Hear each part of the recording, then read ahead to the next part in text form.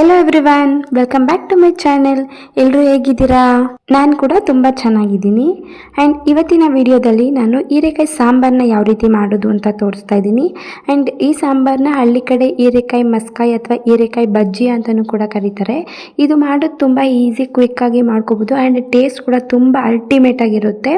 So ಹಾಗಿದ್ರೆ ಯಾವ ರೀತಿ ಈ ಸಾಂಬಾರನ್ನ ಮಾಡೋದು ಅಂತ ತೋರಿಸ್ತೀನಿ ಬನ್ನಿ. ಈ ಸಾಂಬಾರನ್ನ ಮಾಡೋದಕ್ಕೆ ಏನೇನು ಇಂಗ್ರೀಡಿಯೆಂಟ್ಸ್ ಬೇಕು ಅಂತ ನಾನಿಲ್ಲಿ ರೆಡಿ ಮಾಡಿ ಇಟ್ಕೊಂಡಿದ್ದೀನಿ.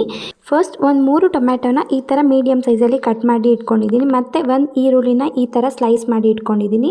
ಹಾಗೆ ಒಂದು ಹೀರೆಕಾಯಿನ ಇಟ್ಕೊಂಡಿದ್ದೀನಿ. ಮತ್ತು ಒಂದು 5 ರಿಂದ 6 ಹಸಿಮೆಣಸಿನ್ಕಾಯಿ, 1 ಗೆಡ್ಡೆ ಬೆಳ್ಳುಳ್ಳಿ, ಸ್ವಲ್ಪ ಕೊತ್ತಂಬರಿ ಸೊಪ್ಪು, ಮತ್ತು ಒಂದು 1/4 ಕಪ್ ಆಗುವಷ್ಟು ತೊಗರಿಬೇಳೆ, ಮತ್ತು ಸ್ವಲ್ಪ ಅರಿಶಿನದ ಪುಡಿ ಮತ್ತು ಜೀರಿಗೆ ಇಷ್ಟನ್ನು ರೆಡಿ ಮಾಡಿ ಇಟ್ಕೊಂಡಿದ್ದೀನಿ.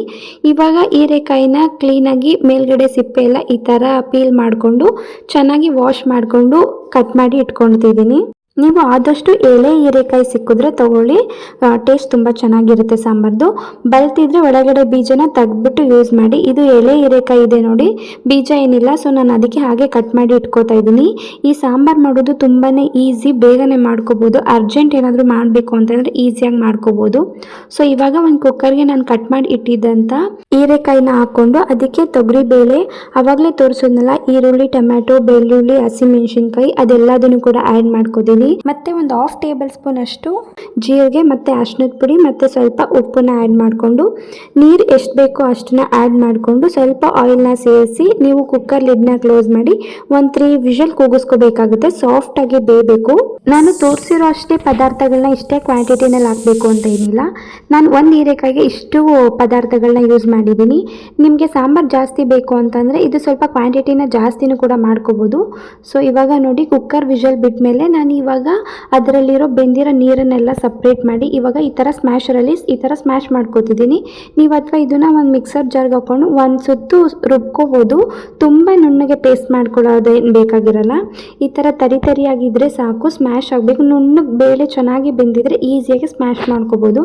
ನೋಡಿ ಈ ಕನ್ಸಿಸ್ಟೆನ್ಸಿನಲ್ಲಿದೆ. ನಾನು ನೀರನ್ನು ಏನು ಆ್ಯಡ್ ಮಾಡಿಲ್ಲ. ನೀವು ಬೇಕು ಅಂತ ಅಂದರೆ ನೀರನ್ನು ಸ್ವಲ್ಪ ಆ್ಯಡ್ ಮಾಡ್ಕೋಬೋದು. ಇವಾಗ ಇದನ್ನು ಸ್ವಲ್ಪ ಕುದಿಸೋದಕ್ಕೆ ಇಟ್ಟಿದ್ದೀನಿ.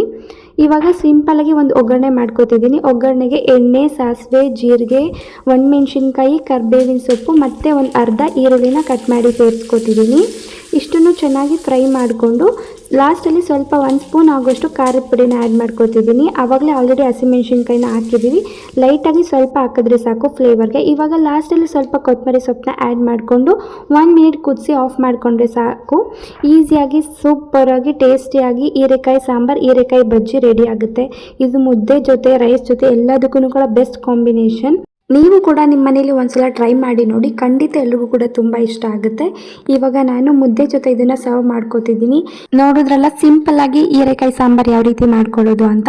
ಈ ವಿಡಿಯೋ ನಿಮಗೆಲ್ಲ ಇಷ್ಟ ಆಗಿದೆ, ಯೂಸ್ಫುಲ್ ಆಗಿದೆ ಅಂತ ಅಂದ್ಕೊಂಡಿದ್ದೀನಿ. ಈ ವಿಡಿಯೋ ನಿಮಗೆ ಸ್ವಲ್ಪನಾದರೂ ಯೂಸ್ಫುಲ್ ಅಂತ ಅನಿಸಿದ್ರೆ ಪ್ಲೀಸ್ ಒಂದು ಲೈಕ್ ಮಾಡಿ. ಹಾಗೆ ಯಾವ ರೀತಿ ಇತ್ತು ಅಂತ ಕಮೆಂಟ್ ಮಾಡಿ. ಹಾಗೆ ಯಾರೆಲ್ಲ ಸಬ್ಸ್ಕ್ರೈಬ್ ಮಾಡದೆ ನೋಡ್ಕೋತಿದ್ದೀರಾ ದಯವಿಟ್ಟು ಸಬ್ಸ್ಕ್ರೈಬ್ ಮಾಡ್ಕೊಂಡು ನೋಡಿ. Thank you.